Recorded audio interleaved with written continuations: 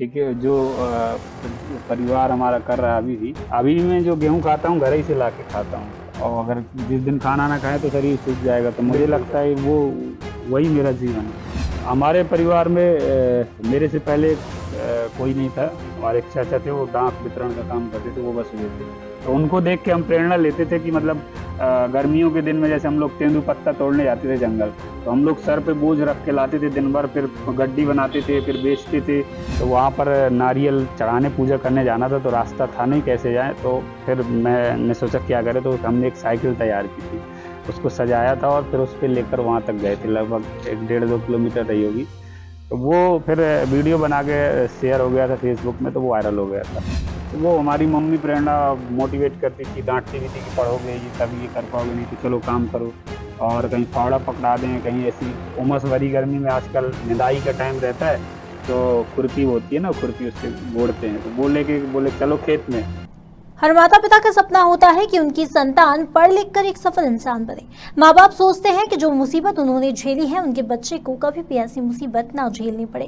कहते हैं कि किसान का बेटा बड़ा होकर किसान बनता है, डॉक्टर का बेटा डॉक्टर बनता है, लेकिन एक गरीब किसान का बेटा संघर्ष से शिखर तक पहुंच रहा है तो आप क्या कहेंगे?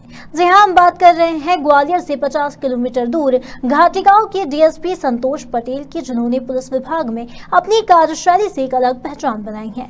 पीड़ितों को तत्काल न्याय दिलाने और सोशल मीडिया पर एक्टिव डीएसपी संतोष पटेल किसी परिचय के मोहताज नहीं है, लेकिन इस शिखर तक उन्होंने कितना संघर्ष किया है, इसे जानकर के एक बार तो आप भी भावुक हो जाएंगे।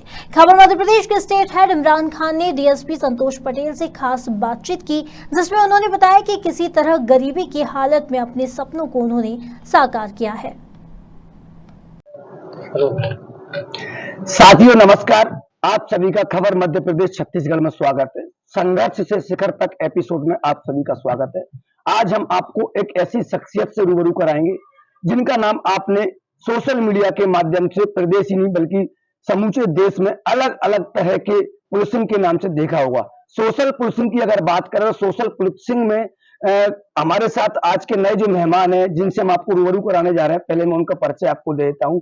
2016 बैच के डीएसपी श्री संतोष सिंह पटेल हमारे साथ मौजूद हैं। आपने इनका नाम काफी सोशल मीडिया पर देखा होगा और सोशल मीडिया में एक बड़े पैमाने पर कहीं ना कहीं फेमस इनको बोला जा सकता है। तो हमारे साथ मौजूद है, हम उनसे जानेंगे कि संघर्ष क्या रहा है। बचपन में जब से एजुकेशन हायर की थी उस समय क्या संघर्ष था, हालांकि संघर्ष बहुत बड़ा है। उस संघर्ष के पहुंच तक आज कहीं ना कहीं एक डीएसपी की कमान संभाले, आज भी उनके अंदर जो कार्यशैली है उनकी, आज भी वो अपने वो दिनों को नहीं बुला पाते हैं जो पिछले दिन उनके रहे हैं। चाहे फैमिली बैकग्राउंड की बात करें, चाहे अपन उनके एजुकेशन हायर की बात करें। तो सर सबसे पहले तो आपका खबर मध्य प्रदेश छत्तीसगढ़ के एपिसोड संघर्ष से शिखर तक के में स्वागत है। Thank you sir. अपन बात करते हैं आज सबसे पहले कि आपने जब एजुकेशन आप हायर कर रहे थे उस समय, आज आप डीएसपी की रैंक पर बैठे हैं सर। आज भी आपके अंदर वो सोच है जो पहले कहीं ना कहीं आपने देखा है। आपका फैमिली बैकग्राउंड भी पीछे सर, आप पहले आप अपने फैमिली बैकग्राउंड के बारे में सर बताएं, दर्शकों को किस तरीके का फैमिली बैकग्राउंड रहा है, किस तरीके के परिश्रम आपने किए है सर। पहले तो आपके जो एपिसोड का नाम है संघर्ष से शिखर, तो मुझे शिखर का तो पता नहीं, अभी शिखर पे तो नहीं पहुंचा, रास्ते पे हूँ, आधा अधूरा जो बोलते हैं ना। लेकिन जो संघर्ष की बात की उस मैं वहीं से शुरुआत करूंगा कि संघर्ष देखो हर किसी की जिंदगी में होता है, वो छोटा हो या बड़ा, बस संघर्ष का एक दायरा रहता है, कोई ज़्यादा करता है, किसी का कम संघर्ष होता है। तो और खासकर वो संघर्ष ज़्यादा सुना जाता है, देखा जाता है जो मतलब सुविधाओं विहीन हो, जिसके पास संसाधन ना हो। जैसे 100 किलोमीटर तो आप भी चल लोगे, और एक लकड़ी का बोझ रख के भी महिला भी चलती है, बिल्कुल 10 किलोमीटर, लेकिन आप गाड़ी से चलते हो, वो पैदल चलती है, तो वो पैदल संघर्ष है। उसके पास संसाधन नहीं है, ऊपर से बोझ भी ले रही। हम तो कोई मतलब 8 घंटे की ड्यूटी गाड़ी में बैठ के जाते तो लगता थक गए, कि जब हम अपना बैग सोचते हैं कि ऐसा ऐसा करते थे, तो सोचते कौन सी बढ़िया था, मैं तो गाड़ी में बैठ के गए एसी में। पहले तो हम मतलब 2-2 घंटे सर पे बोझ रख के चलते थे।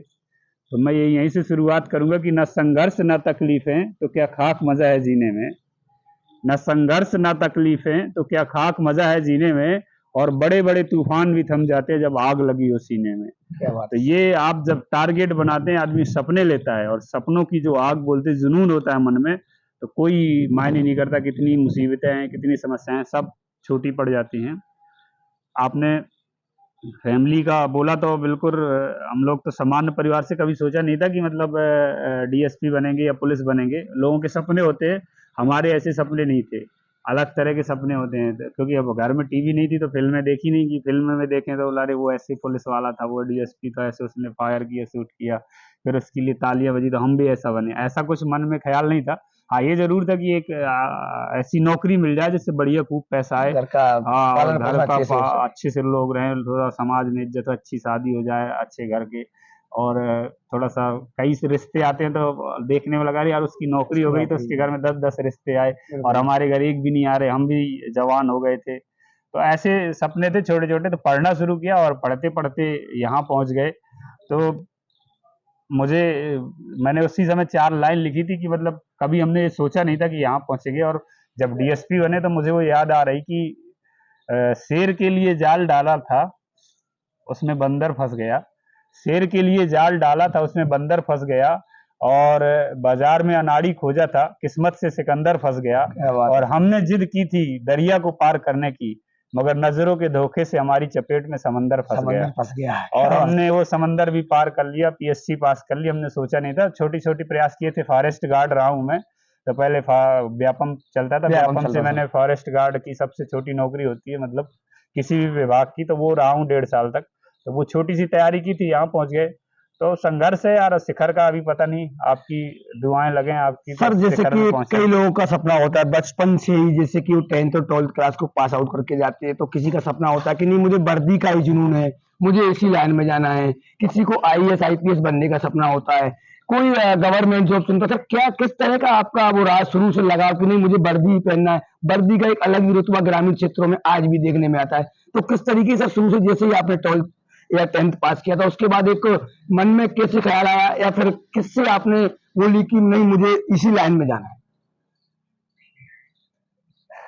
एक आपने जो वर्दी का बोला, रुतबा रुतबा का तो पता नहीं, लेकिन गांव में डर रहता था। वो इसी को तो रुतबा हम बोला लोग जाता क्या, है। जैसे हमारा घर था सड़क से लगभग 50-100 मीटर दूर, तो जब भी गाड़ी रात में निकले सायरन की हु सू सू बजते, तो हम लोग घुस जाते थे अंदर, या गर्मियों में बाहर सोते थे चारपाई डाल के, क्योंकि लाइट वाइट उस समय रहती नहीं थी, और अंदर वैसी बंद आंगन में उमस वगैरह पड़ती है, तो बाहर अच्छा रहता, खुले में सो बढ़िया अच्छी नींद भी आती। तो अब जहाँ ऐसी गाड़ी निकले तो अंदर घुस जाए हम लोग डर बिस्तर डर उस्तर लगता लेके, था एक पुलिस की तो वो रहता था। तो ये सब मतलब जब कभी मुझे याद है 2002 की आसपास होगी, हमारे यहाँ एक हमारी बुआ थी तो कुएं में गिर गई थी, खत्म हो गई थी। तो पहली बार हमारे गांव में पुलिस आई थी, परिवार में कभी पुलिस नहीं आई। और मेरा ऐसा परिवार है कि 100-150 साल पुराना होगा, लेकिन आज तक एक भी ना तो केस हमारे परिवार की तरफ से थाने में लिखा गया है, ना हमारे परिवार के खिलाफ किसी ने लिखवाया है। लगभग 150 लोगों का परिवार है, तो ये बड़ी अच्छी बात है। तो मिलजुल के रहते। तो पहली बार वो मतलब मर्ग हुआ था तो पुलिस आई थी उसमें, किसी भी हम लोगों को मिलने नहीं दे, बोले सब अंदर हो जाओ, कोई नहीं रहेगा, सिर्फ 2-4 बुजुर्ग लोग रहेंगे जिनके जो बयान देंगे, समझाएंगे। तो एक डर रहता है ना कि मतलब कि कहीं कुछ ना बोल दें उल्टा सीधा, और तो वो चीजें रहती हैं। तो एक भय था मन में। लेकिन अब जब बन गए हैं पुलिस में, तो अब हम सोचते हैं, मेरा यही प्रयास रहता है कि कोई भी व्यक्ति है डरे ना पुलिस से, क्योंकि पुलिस कोई डरने की चीज नहीं है। पुलिस एक ऐसी एजेंसी है जो आपकी मदद के लिए बनी है, और अगर आप पुकारेंगे तो हम आपकी मदद के लिए आएंगे। मैंने कहीं लिखा था, ये पुलिस के जो 3 अक्षर होते, पू और लीस, तो इसको अगर आप डिफाइन करेंगे, विच्छेद करेंगे, तो इसका अर्थ ये होता है पुकार लीजिए सहायता के लिए। आप पुकारिए, हम सहायता के लिए दौड़े आएंगे। तो हम पुलिस मैं जब से मैं आया हूँ तो मैं यही प्रयास करता हूँ कि बच्चा भी हमसे अपने भूख प्यास की बातें कर सके। जैसे एक दोस्त से दोस्त मांगता है ना कि यार समोसा खिला दो, अगर जिस दिन ऐसा कहने लगे कोई पुलिस से खड़ी हो कि सर हमें लिफ्ट दे दो और ये कर दो, तो मैं समझूंगा कि एक बदलाव हुआ। सर, जैसे कि आपने बोला पुलिस से डरना नहीं चाहिए, लेकिन आज पुलिस की अगर बात करें तो पुलिस के कई अमानवीय चेहरे भी सामने निकल कर आते हैं, जिससे लोगों को में डर रहता है। और एक आप भी एक डीएसपी रैंक पर, आप आज जब भी सोशल मीडिया पर लोग दर्शक आपको देखते हैं, आप अगर कोई बूढ़ी अम्मा रास्ते में जा रही हैं तो आपको उनने अगर लिफ्ट मांगी तो आप उनको उनके घर तक छोड़ देते हो, या फिर भाई भाई का विवाद है उसको ना पुलिस की तरफ से ना तब्दील करते हुए, उसमें कायमी ना करते हुए, उसमें आपको प्रयास ये करते हैं कि कहीं ना कहीं चाहे वो पति पत्नी का झगड़ा हो, मतलब अगर उसको कहा जाए तो एक सामाजिक पुलिस। लेकिन पुलिस के कई ऐसे अमानवीय चेहरे भी सर सामने आते हैं कि उनकी वजह से आज भी लोगों में पुलिस का भय रहता है। आप जो बोले ना, मुझे बड़ा दर्द होता है। मैं एक वाकया सुनाता हूँ कि सुबह से उसने शाम तक एक अन्न का दाना भी नहीं खाया। सुबह से उसने शाम तक एक अन्न का दाना नहीं खाया, लेकिन 50 रुपए खर्च करके भाई के खिलाफ एक आवेदन टाइप करवाया। क्या बात ऐसे लोग आते हैं, मैंने देखा कि वो सुबह से को पानी भी नहीं पिए और सुबह से आ गए, 50 रुपए 100 रुपए का आवेदन टाइप होता है, फिर आके थाने में देते हैं एक कॉपी एसडीओपी ऑफिस में, एक एसपी ऑफिस में। 100-150 रुपए ये उनका गया आवेदन टाइप फोटो कॉपी में। इसके बाद किराया खर्चा जो होता है, सिर्फ इस बदौलत से कि भाई भाई की लड़ाई है, भाई को जेल भेज दे तो मुझे सुकून मिल जाए। जब मैं ऐसे मैटर आते तो मुझे लगता है कि न तो इसका कल्याण होने वाला है और भाई का भी दोनों होने परिवार। वाला। तो मैं प्रयास करता हूँ, माननीय न्यायालय भी अभी सबसे ज्यादा जोर दे रहा है कि समझौता समाधान आपके द्वार पर। मतलब जितना हम प्रयास करें कि समझौता हो जाए, तो उससे क्या है, न तो उन्हें पैसा लगेगा और बहुत सारी चीजें बचत होती है, और कहीं ना कहीं एक डाउट होता है, आपस में गलतफहमी होती है, कोई अच्छा व्यक्ति नहीं मिलता समझाने वाला, इसलिए ये विवाद रहते। तो मैं प्रयास करता हूँ कि समझौता हो जाए, जितनी ज्यादा किसी की मदद हो जाए। सरकारी गाड़ी है, मेरे बाप का डीजल नहीं लगता इसमें, सरकार का खर्च होता है। तो मैं प्रयास करता हूँ कि कोई अगर लिफ्ट, वैसे हम भी लेते थे जब पढ़ते थे, तो कोई तो देता रहा होगा। तो हम भी प्रयास करते हैं कि कोई हमारी मदद से अपने गंतव्य तक पहुंच जाए। तो मैं प्रयास करता हूँ और कई बार सफल हुआ हूँ, लेकिन अभी भी थोड़ा सा लोगों में भय रहता है। मैंने कल देखा, एक साधु थे सिमरिया मोड़ पर, वो खड़े थे बिल्कुल भगवा वस्त्र पहने, तो वो हाथ दे रहे थे ऐसे। तो मैंने गाड़ी रोकी, तो थोड़ा सा मतलब 10-20 कदम आगे रुकी, थोड़ा स्पीड में थे तो ब्रेक लगा तो फिर, लेकिन हम आवाज देते रहे लेकिन वो हाथ देते रहे। तो जब मैंने देखा, मेरे लगभग 1 मिनट बाद बस आ गई, तो मुझे समझ में आया कि उन्होंने हमें हाथ नहीं दिया, बस को हाथ दिया। तो आज भी मतलब मैं चाहता हूँ कि इतना कॉन्फिडेंस हो कि कम से कम अगर पुलिस की गाड़ी जा रही तो आदमी लिफ्ट तो मांग सके। वो अलग बात है कि पुलिस व्यस्त है ना दे, तो वो मैंने देखा कि वो बस में चले गए, मैं बुलाता रहा फिर भी नहीं आए। तो डर सर उनको कहीं ना हाँ, कहीं तो लगा। वो एक चीज है। तो सर अपन जाते हैं बैक बचपने पे, आपका बचपना किस तरीके से गुजरा, क्योंकि गांव का माहौल शुरू से रहा। बचपन की अगर एजुकेशन की बात करें तो गवर्नमेंट में रही या फिर प्राइवेट विद्यालयों में रही, और बचपन के बाद जैसे ही आपने मूव किया 12th के बाद, किस तरीके की एजुकेशन रही, क्योंकि घर की परिस्थितियां हम आपके सोशल मीडिया के माध्यम से देखते हैं, वो परिस्थितियां नहीं थी कि आपको एक पीएससी तक आपके पेरेंट्स पढ़ाने में काम, लेकिन उसके बाद भी आपने अपनी मेहनत की। आपके पेरेंट्सों को आज भी कहीं ना कहीं जब आपका परिणाम जब पीएससी के सामने निकल कर आए होंगे तो उनको भी एक अलग से खुशी हुई। सर थोड़ा बैक अगर अपन जाते हैं तो उस समय क्या स्थिति रही सर, क्या परिस्थिति है? हमारे यहाँ सब्जी को तरकारी बोलते हैं, सुना है आपने? तरकारी सर बोलते हैं ना, पन्ना सर और भी कहीं बोलते होंगे। जी सर, मालवा में हाँ, तो वो बोलते हैं ना, हमारे यहाँ बोलते हैं कि शुद्ध देसी तरकारी और नौकरी सरकारी। तो ये इनका मजा ही अलग है। तो बचपन से मैंने सरकारी स्कूल में ही पढ़ा हूँ।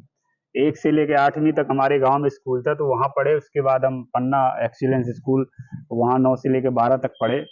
फिर ये था कि आगे क्या करें, हमें कोई बताने वाला नहीं था 12वीं के बाद। 12वीं में मैंने जिले में टॉप किया था, 10वीं में। तो क्या करें, तो हमें लगा कि ऐसा कोई सरकारी कॉलेज मिल जाए जिसे फीस ना लगे, तो हम पढ़ लेंगे आगे, नहीं तो फिर बीए बीएससी करते। तो इंजीनियरिंग का एग्जाम दिया हमने, उसमें हमारा क्वालिफाई हो गया, तो भोपाल का इंजीनियरिंग कॉलेज मिल गया गवर्नमेंट। तो वो फिर सरकारी कॉलेज मिल गया, वहाँ पढ़ाई की। अब जब वहाँ पढ़ रहे थे तो बस थोड़ा वहाँ पर बहुत ज्यादा हम गुमराह हुए। हमें लगा कि पढ़ाई के साथ साथ कुछ पैसे कमा लें। तो मैं हमेशा लोगों से बोलता हूँ कि 2 कागज होते हैं, एक किताब का कागज होता है, एक गांधी जी वाला। दोनों में बहुत अंतर है। गांधी जी वाला जो कागज होता है उसमें बहुत आकर्षण है, रहता है, और जो उसमें किताब का चिकनाहट रहता है, है लोग उसमें फिसल जाते हैं। और किताब वाले में बड़ा मतलब आंखें गड़ा गड़ा के देखना पड़ता है, बहुत कुछ करना पड़ता है उसको। तो वो चक्कर में हम सोचे ये थोड़ा सा पैसा कमा लें ताकि घर वालों का हाथ बढ़ जाएगा। तो इस चक्कर में गुमराह हो गए, तो हमारी इंजीनियरिंग सही नहीं हुई थी। तो इंजीनियरिंग के बाद जब सही आप ज्ञान नहीं लोगे तो आपको जल्दी नौकरी भी नहीं मिलती। हम इंजीनियर सही नहीं बन पाए, सिर्फ हमें डिग्री मिली, कागज की डिग्री बोलते हैं ना जो।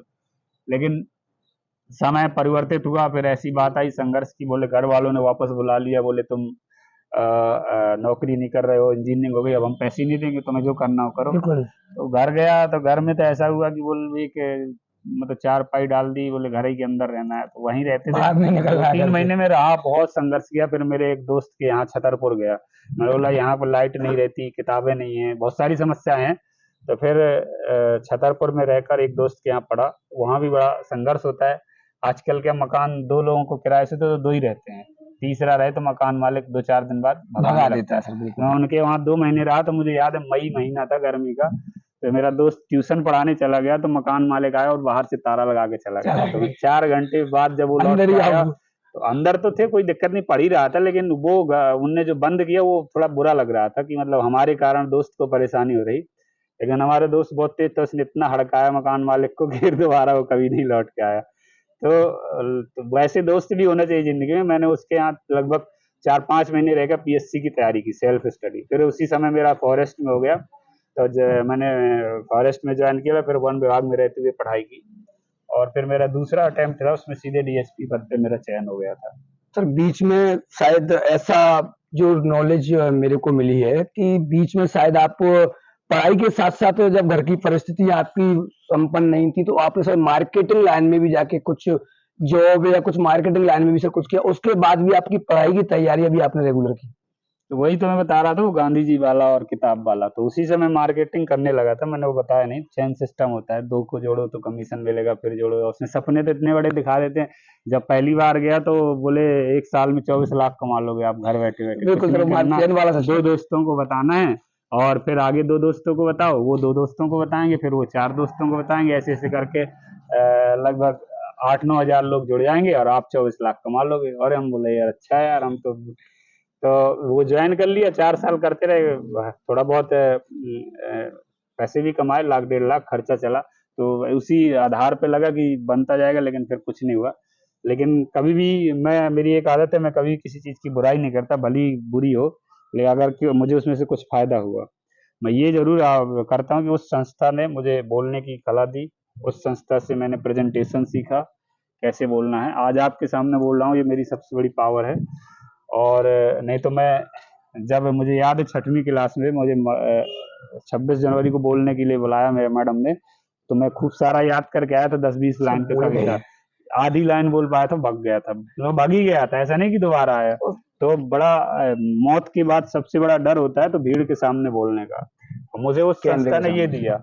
मैंने वहां पर पता गंजे को कंघी बेचना सीख लिया था, क्या बात है। कैसे बेचना पड़ता है, तो ये उसने सिखाया। और वो प्रेजेंटेशन होता है, तो वो मैं इसके लिए हमेशा एहसानमंद रहूंगा कि बहुत कुछ सीखने मिलता है। घर की परिस्थितियां सर जैसी भी रही, लेकिन अक्सर देखा जाता है कि जब कोई फैमिली का एक मेंबर जब या गवर्नमेंट जॉब में या फिर प्राइवेट कोई अच्छी जॉब लग जाती है, तो फैमिली के जो मदर्स या फादर्स जो रहते हैं, भाई बहन रहते हैं, वो कहीं ना कहीं एक अच्छे उसमें चले जाते हैं। लेकिन आज भी मैं देखने में आता है, आपकी एक वीडियो आज भी मुझे याद है कि आपकी माँ आज भी खेतों में वही वर्क करती हैं जो आप डीएसपी नहीं थे जब भी करती थी, और आप डीएसपी बन गए उसके बाद आज भी करते हो। लेकिन आपका भी वही आज भी वही कार्यशैली है कि जब भी गांव जाना होता है तो माँ जब अगर खेत में है तो उनसे खेत पर ही जाके मिलना, उनका हाथ बटाना। इस पूरे एपिसोड को किस तरीके से देखते हैं?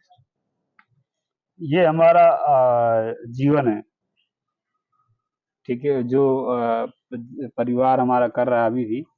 अभी भी मैं जो गेहूं खाता हूँ घर ही से ला के खाता हूँ, और अगर जिस दिन खाना ना खाए तो शरीर सूख जाएगा, तो मुझे बिल्कुल लगता है वो वही मेरा जीवन है। मैं अभी भी घी खाता हूँ तो घर से लाता हूँ, तो मुझे बड़ा मजा आता है, वो 1 रोटी एक्स्ट्रा खा लेता हूँ। तो यहाँ मतलब ऐसा नहीं कि यहाँ तो बहुत से लोग लेके आते हैं घी, जैसे किसी की मदद कर दो तो वो खुशी से खुशी लेके आ जाता है, बोले सर ले लो, तो मैं घर से ही बुलाता हूँ। अभी भी मैं अचार खाता हूँ तो वो घर का जो मम्मी रखती है सिलबट्टी में, राई पुराना सबसे पहले वो बांट के मसाला पूरा बढ़िया, बड़ा स्वादिष्ट, तो वो हमारा जीवन है जिससे हम यहाँ तक बढ़े, तो हम उसको नहीं भूल सकते, क्योंकि उसके बिना हम कुछ नहीं थे। जब आपका सर चयन डीएसपी के लिए हुआ था तो गांव वालों को भी और आसपास के पन्ना जिले वालों को भी शायद सर आप लोगों से प्रेरणा मिली होगी कि आखिर एक किसान का बेटा डीएसपी बन सकता है, तो कई लोगों ने और प्रयास किए। आपकी प्रेरणा से कई और सर आपके मित्र हैं या आपके रिलेशन में सर कोई और गवर्नमेंट सर्विस में गया है? हमारे परिवार में मेरे से पहले कोई नहीं था। हमारे एक चाचा थे, वो डाक वितरण का काम करते थे, वो बस हुए थे, तो उनको देख के हम प्रेरणा लेते थे कि मतलब गर्मियों के दिन में जैसे हम लोग तेंदू पत्ता तोड़ने जाते थे जंगल, तो हम लोग सर पे बोझ रख के लाते थे दिन भर, फिर गड्डी बनाते थे, फिर बेचते थे, और जाके मिलते कितने थे, 15 दिन की कहो कमाई हो 5,000 3-4 हज़ार, और वो बिल्कुल बढ़िया क्या करते थे, साइकिल लेके जाते थे, सुबह डाक बांट के आते थे और उनको वेतन मिल जाती थी 10-15 हज़ार। तो वो डांटिया उससे, जी। हाँ, तो वो हमारे घर में प्रेरणा होती है, यार देखो वो पढ़े थे कितने, और पढ़ाई कितनी थी 11वीं पास। तो वो हमारी मम्मी प्रेरणा मोटिवेट करती थी, डांटती भी थी कि पढ़ोगे ये तभी ये कर पाओगे, नहीं तो चलो काम करो। और कहीं फावड़ा पकड़ा दें, कहीं ऐसी उमस भरी गर्मी में, आजकल निदाई का टाइम रहता है, तो खुरपी होती है ना, खुरपी उससे गोड़ते हैं, तो वो लेके बोले चलो खेत में। तो वो फिर हम वो छोड़ कर, इतनी मेहनत करने से अच्छा किताब पढ़ना आसान था, तो उसमें लग जाते थे पढ़ने में। तो ऐसा करके प्रेरणा मिली, तब जब मैं डीएसपी बना उसके बाद हमारे परिवार में एक और भी पटवारी हो गए हैं। बहुत से लोग प्रेरणा तो लेते हैं देखो देख के, क्योंकि कई बार ये मेरे से लोग पूछते हैं कि बिल्कुल सर बिल्कुल आजकल लगता भी है कि पीएससी में पैसा पीएससी में लगता पैसा होगा, लगता जैसे होगा। कहीं सुस्ती रहती, अफवाहें चलती रहती कि यहाँ घोटाला हो गया। तो मैं लोगों को आज भी बताना चाहता हूँ, मैं जब डीएसपी बना था तो मेरे को सिर्फ 350 रुपए लगे थे फॉर्म भरने में, और इसके अलावा मुझे 1 रुपए कहीं नहीं लगा। 1 रुपए नहीं लगा, मैं ये तक बोल रहा हूँ, और ये तक बोल रहा हूँ कि शासन इतनी सुविधाएं देती है कि आप परीक्षा देने जाओ तो उसका किराया तक मिलता है। सर पीएससी का जब आपने तैयारी की थी तो उस समय कोई सर कोचिंग पर एजुकेशन हायर की या फिर सर घर से ही तैयारियां की, किस तरीके से आपने, क्योंकि पीएससी की जो होती है कई लोगों आज भी हम लोग देखते हैं कि 2 ईयर 3 ईयर 4 ईयर 5 ईयर आखिर निकल जाती है, कई लोगों की निकल भी नहीं पाती, तो कौन सी ईयर में सर आपका सिलेक्शन हुआ था, किस तरीके से आपने तैयारियां की थी? मैंने सिर्फ 15 महीने पढ़ाई की थी। आज भी मुझे याद है 3 अगस्त 2015 को पढ़ना शुरू किया था, और कसम खा ली थी कि जब तक लाल बत्ती वाली नौकरी नहीं मिलेगी तो दाढ़ी नहीं बनाऊंगा। आज भी मेरी फोटो डली होगी फेसबुक पे। उसके बाद मुझे याद है 7 अक्टूबर 2016 को लास्ट मैंने मेंस लिखा था, उसके बाद मैंने नहीं पढ़ा, और ईश्वर की इच्छा रही, सब बड़ों का आशीर्वाद रहा कि मैं सीधे फिर डीएसपी बन गया था। तो उसी पे मैं आपको बताता हूँ, मैं कोचिंग नहीं गया, लेकिन मेरी पढ़ाई का आधार क्या था, मैं किस आधार पे पढ़ता, तो 4 लाइन आपको सुनाता हूँ कि मैं आंख बंद कर उसका चित्र बना लेता था। मैं आंख बंद कर उसका चित्र बना लेता था, और अंधेरे में भी उसका अंग अंग सजा लेता था। उसको भूलना चाहता था फिर भी नहीं भूल पाता था, क्योंकि मैं मन ही मन उसे कई बार दोहरा लेता था। क्या बात। ये मेरे पढ़ाई का आधार हुआ करता था मेरा। मैं आज भी सभी को यही कहूंगा कि आप जब पढ़ते हो तो ये टारगेट बनाओ कि आपने जो आज पढ़ा वो कल भूलो ना, और प्रतिदिन कुछ नया सीखो। प्रतिदिन कुछ नया सीखो, और जो कल पढ़ा वो उसे भूलो ना। ये आपने अगर शुरू कर दिया तो आप देखोगे कि 1 महीने बाद आपका ज्ञान का ढेर सारा भंडार हो जाएगा, क्योंकि मेहनत हर कोई करता है। बस शर्त ये रहती है कि आज आपने पढ़ा कल भूल जाते हो। कई लोग रामचरितमानस की तरह 24 घंटे पढ़ते हैं, अगले दिन भूल जाते हैं। तो वही चौपाई याद रहती है जो 10 साल पहले याद थी, रघुकुल रीति सदा चलाई। सर एक वीडियो आपकी शायद आज भी देश में चर्चा का विषय बन जाती है, साइकिल पर विदा कराना। जब सर डीएसपी या कोई पीएससी करके कोई उस लेवल पे अधिकारी बन जाता है तो उसके अरमान जो रहते हैं कि बेहतरीन लग्जरी कार में विदा होगी, मतलब वीआईपी सुविधाएं होंगी, हम बारात लेके जाएंगे तो हमारे बारातियों को या हमारे घर वालों को एक बेहतरीन सुविधा ससुराल की तरफ से मिलेगी। लेकिन आज भी सर वो साइकिल वाला एपिसोड आपका पूरे देश में सर आज भी आप उसी के नाम से कहीं ना कहीं जाए, और उस एपिसोड के बाद आप कहीं ना कहीं सोशल मीडिया पर एक बड़े फैंस फॉलोवर्स बनकर उभरे थे। वो सर क्या था, क्या सोच थी, क्या से प्रेरणा मिली थी कि नहीं साहब साइकिल के डंडे पे भाभी जी की विदा होगी और मैं साइकिल चला के लेके जाऊंगा? विदाई तो नहीं हुई थी, विदाई क्योंकि उससे हुई थी, पालकी से हम लोग लाए थे ना, वो कहार होते हैं ना जो लेके आते हैं। वीडियो मैंने उस तो समय उसमें देखा ये था हुआ साइकिल था कि वाला। मतलब देवी देवता पूजते हैं हमारे यहाँ, तो संस्कृति है हमारे यहाँ, बहुत अच्छी संस्कृति है, कभी विस्तार से बताऊंगा। तो वो मेरे दादा दादी का देहांत हो गया था बहुत पहले, लगभग 8-10 साल पहले। तो वो ये खुशियां तो नहीं देख पाए। तो उनका हमारे यहाँ जमीन भी नहीं थी, तो मतलब दाह संस्कार किया था हम लोगों ने जंगल में। तो वहाँ पर नारियल चढ़ाने पूजा करने जाना था, तो रास्ता था नहीं कैसे जाए। तो फिर मैंने सोचा क्या करें, तो हमने एक साइकिल तैयार की थी, उसको सजाया था और फिर उस पर लेकर वहाँ तक गए थे, लगभग 1-1.5-2 किलोमीटर रही होगी। तो वो फिर वीडियो बना के शेयर हो गया था फेसबुक में, तो वो वायरल हो गया था। तो आपने सुना संघर्ष से शिखर तक, संघर्ष यानी कि संघर्ष की कहानी डीएसपी संतोष पटेल की जवानी आप लोगों ने सुना, शिखर तक पहुंच गए हैं और आने वाले समय में और बड़ा शिखर, क्योंकि जब डीएसपी बन गए तो आगे प्रमोशन अपने आप एक जो लाइन रहती है, जो चेन रहती है, वो मिलती रहती है। तो संघर्ष इतना कड़ा रहा है डीएसपी संतोष पटेल का कि आपने उनकी जवानी सुना था कि वो परिस्थितियां नहीं थी कि घर वाले हमको पढ़ा सके, उसके बाद भी। और जब पढ़ने के लिए पीएससी के लिए जब तैयारियां की थी तो ना तो किसी कोचिंग के पास गए थे, केवल एक विचार और एक मन में ठान ली थी कि नहीं, अब तो हमको पीएससी निकालने के बाद ही अपनी सेविंग कराऊंगा, उससे पहले सेविंग नहीं कराऊंगा। तो एक मन में जब इंसान के में एक वो अपना सोच लेता है कि ये मुझे करना ही है, तो उसके बाद जब उसको सफलता मिलती है तो उसकी एक अलग ही खुशी निकल कर आती है। आज के युवाओं को कहीं ना कहीं संतोष पटेल डीएसपी से प्रेरणा लेना चाहिए। जो आज के युवा हैं वो कहीं ना कहीं भटक रहे हैं, या फिर अपना जो एजुकेशन हायर करने जाते हैं रास्ता भटक जाते हैं। क्योंकि अगर आप घर से निकले हो तो कहीं ना कहीं बिल्कुल आपको ये सोचना चाहिए कि आपके पेरेंट्स, किसी के पेरेंट्सों के पास इतना पैसा नहीं होता कि वो 4 साल 6 साल पैसा लगाता रहे। लेकिन संतोष पटेल एक बड़ा उदाहरण और एक बड़ी प्रेरणा कहीं ना कहीं आज के युवाओं के लिए। अगर आपको ये संघर्ष से शिखर तक की कहानी अगर आपको अच्छी लगे संतोष पटेल की, तो हमारे इस इंटरव्यू को ज्यादा से ज्यादा लाइक करें, शेयर करें।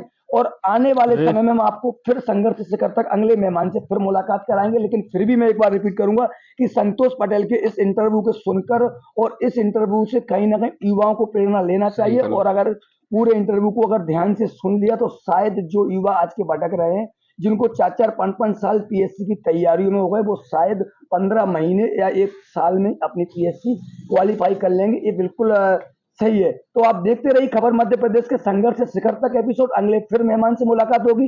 कैमरा पर्सन गुड्डू सप्ताह के साथ। स्टे दैट इमरान खान, खबर मध्य प्रदेश छत्तीसगढ़।